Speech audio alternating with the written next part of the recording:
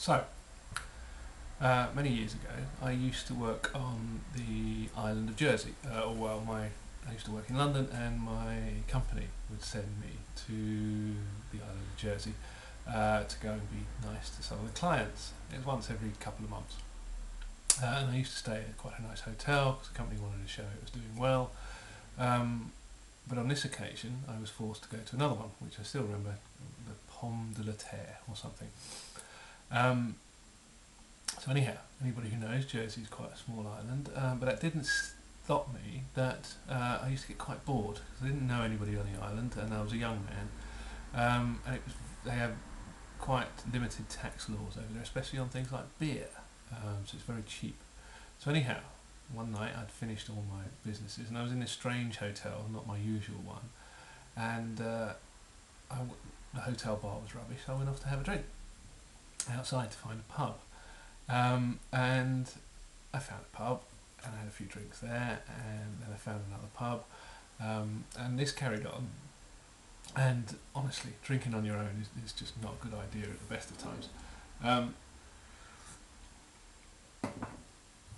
So eventually it gets to about 11 o'clock and I realise that the thirst has become me, so I don't really want to stop drinking. But it's like Wednesday, it's mid-November, it's awful. So I asked around, and they said, well, there's a couple of clubs.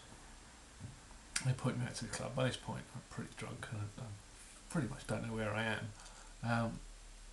So eventually I found this club, and they let me in, and I can see why they let me in, because I didn't have to queue, and I was one of about 8 people in this entire club. I mean, it was a typical midweek, midwinter club on a small island. So I end up at the bar, and I'm sitting there drinking, and I get in conversation with this guy. It turns out he's the owner of the bar. So we're having a conversation, and we're getting on fine as far as I can make out. And he's talking about, I've said, how's business and how's it going, tourist trade, etc.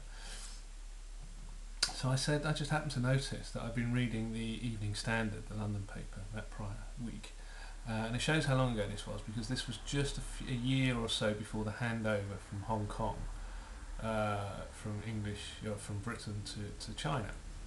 And I said, yeah, there'd been apparently an influx of Hong Kong triads into London, and that just that week somebody had been hurt or been actually quite seriously injured in